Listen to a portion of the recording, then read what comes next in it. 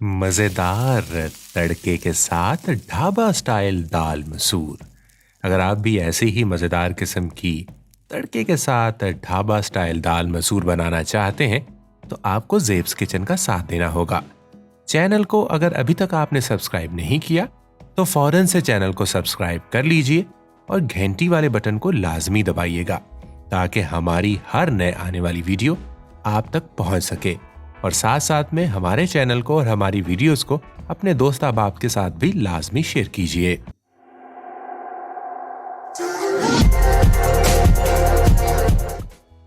बिस्मिल्लाहिर्रहमानिर्रहीम। ज़ेब्स किचन के एक और एपिसोड में आप सबको खुशामदीद कहते हैं। मज़ेदार किस्म की ढाबा स्टाइल में दाल मसूर बनाने के लिए हमें जिन अज़्ज़ा की ज़रूरत है आइए देखते हैं। इसके लिए हमें सबसे पहले चाहिए होगी जी दाल मसूर। दाल मसूर हम लेंगे जी 500 ग्राम, लाल मिर्च 1 खाने का चम्मच, हल्दी पाउडर आधा चाय का चम्मच, खुश्क धनिया 1 चाय का चम्मच, नमक हस्बे ज़ायका हस्बे ज़रूरत या 1 चाय का चम्मच, खुश्क मेथी 1 चाय का चम्मच, ज़ीरा 1 चाय का चम्मच, गरम मसाला 1 चाय का चम्मच, कश्मीरी लाल मिर्च 3 से 4 अदद, हरी मिर्च 5 से 6 अदद, अदरक स्मॉल साइज में 1 पीस, कड़ी पत्ता 1 अदद, राई दाना 2 चुटकी, मेथी दाना 2 चुटकी, लहसुन 8 से 10 जव्वे, टमाटर 2 मीडियम साइज के, प्याज 200 ग्राम, हरा धनिया हस्बे ज़ायका हस्बे ज़रूरत।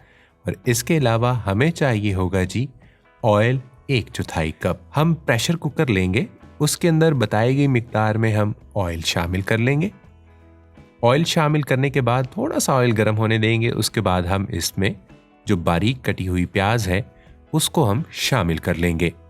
बारीक कटी हुई प्याज को हमने शामिल किया। उसके बाद हमने 3 से 4 जवे जो लहसुन के हैं वो हमने यहाँ पर शामिल कर लेने हैं। उसके बाद हम हरी मिर्च को शामिल करेंगे और कुछ देर के लिए हम हरी मिर्च को शामिल करने के बाद हम पकाएंगे। हमने इतनी देर हरी मिर्च को जो है वो पकाना है कि जो हरी मिर्च का कच्चापन होता है वो यहां पर खत्म हो जाए। यानी बहुत ज्यादा भी नहीं पकाना और बहुत कम भी नहीं, बस इसका जो कच्चापन है वो खत्म होने तक पकाना है। और उसके बाद हमने थोड़ा सा जब प्याज ब्राउन होना शुरू हो जाए तब हमने बाकी अज़ा शामिल करने हैं। अगर आप प्याज को यहाँ पर ज़्यादा ब्राउन करेंगे तो बाद में फिर आपके जो सालन का कलर है और जो जायका है वो उस तरह से अच्छा नहीं आएगा। आँच थोड़ी सी हल्की कर दीजिए। अब जब प्याज ब्राउन होना शुरू हो जाए तो उसके अंदर हम बाकी अज़ा शामिल करेंगे, जैसा कि लाल मिर्च पाउडर हमने शामिल किया। उसके बाद हम हल्दी पाउडर इसके अंदर शामिल करेंगे। हल्दी पाउडर शामिल करने के बाद अब हम इसके अंदर शामिल करेंगे जी ज़ीरा पाउडर हम शामिल किया। अच्छा, यहाँ पर एक छोटी सी मैं टिप देना चाहूँगा। उससे पहले हम यहाँ पर नमक हस्बे ज़ायका हस्बे ज़रूरत शामिल कर सकते हैं। जिसमें हमने यहाँ पर लगभग 1 चाय का चम्मच जो है वो हमने नमक शामिल किया है। आप अपने जो है वो ज़रूरत और अपने जायके के हिसाब से नमक शामिल कर सकते हैं। आप चीज़ें साबित ले लिया करें बाज़ार से और उनको खुद पीस के उनका पाउडर बना लें। जो बाज़ार से पाउडर मिलते हैं उनमें वो जायका या वो उस तरह से जायका नहीं बना पाते। अब हम यहाँ पर टमाटर पेस्ट शामिल करेंगे। ये उन लोगों के लिए जो लोग टमाटरों को उस तरह से पसंद नहीं करते उनके छिलकों की वजह से, तो बेहतर यही है कि आप उनका पेस्ट बना लिया करें और पेस्ट बना के इस तरह शामिल कर लें। और एक तो वो गल जल्दी जाते हैं और दूसरा फिर मालूम भी नहीं रहता कि टमाटर शामिल हुए हैं या नहीं शामिल हुए। कुछ देर अब हम इस मसाले को जो है वो हल्की आंच के ऊपर पकाएंगे और कुछ देर पकाने के बाद फिर हम जो बाकी अज्जा हैं उनको हम शामिल करेंगे। अब देखें कि आंच हमने हल्की रखी थी। आहिस्ता आहिस्ता ये जो मसाला है वो पक रहा है और बिल्कुल पकने के करीब जो है वो पहुंच चुका है। चम्मच आपने गाहे बगाहे हिलाते रहना है वरना आपका मसाला नीचे लगना शुरू हो जाएगा। अब हमने इसके अंदर 1.5 लीटर के करीब जो है वो पानी शामिल कर दिया है। पानी शामिल करने के बाद हमने जो दाल मसूर ली है 500 ग्राम, उसको अच्छे तरीके से धो लेना है, भिगोना नहीं है, आपने सिर्फ धो लेना है।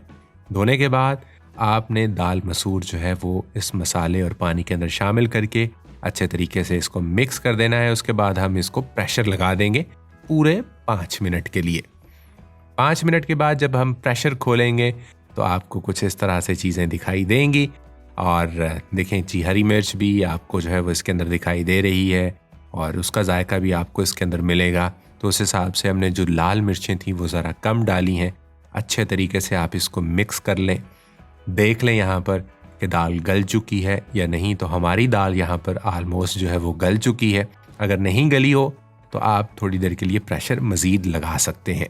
ये अंदाज़न वक्त होता है कि तकरीबन 5 मिनट में हमारी दाल जो है वो गल चुकी थी। अब ये दाल से दाल पे भी डिपेंड करता है। खैर जनाब, दाल गल चुकी है। अब हम इसे एक बर्तन के अंदर निकालेंगे और दाल पक चुकी है। अब सिर्फ और सिर्फ हमने इसको तड़का लगाना है। हमारे पास यहाँ पर तड़का लगाने के 2 तरीके हैं, दोनों के अलग अलग जायके हैं और दोनों तरीके मैं आपको बताने वाला हूं। सबसे पहले जी हम एक पैन लेंगे, उसके अंदर हम डालेंगे जी देसी घी। देसी घी आप शामिल करें। अगर आपके पास देसी घी नहीं है तो आप दूसरा घी भी इस्तेमाल कर सकते हैं, मक्खन इस्तेमाल कर सकते हैं, लेकिन जो जायका देसी घी का है वो किसी और से नहीं आएगा। उसके अंदर जब गर्म हो जाए तो आपने राई दाना शामिल कर देना है। थोड़ा सा हमने राई दाना शामिल किया। उसके बाद एक कड़ी पत्ता हम शामिल करेंगे, फिर हमने मेथी दाना शामिल किया। ये सारी चीज़ें आपने चुटकी चुटकी भर जो है वो शामिल करनी है। उसके बाद फिर अब हम इसके अंदर शामिल करेंगे जी एक चुटकी ज़ीरा। अब हमने इसको कुछ देर के लिए कड़कड़ा लेना है, यानी थोड़ा सा इनको पकने देना है। उसके बाद हम जो बाकी अज्जा हैं, जैसा कि अदरक को हमने जूलियन कट में कट कर लिया है, उसको हम इसके अंदर शामिल करेंगे।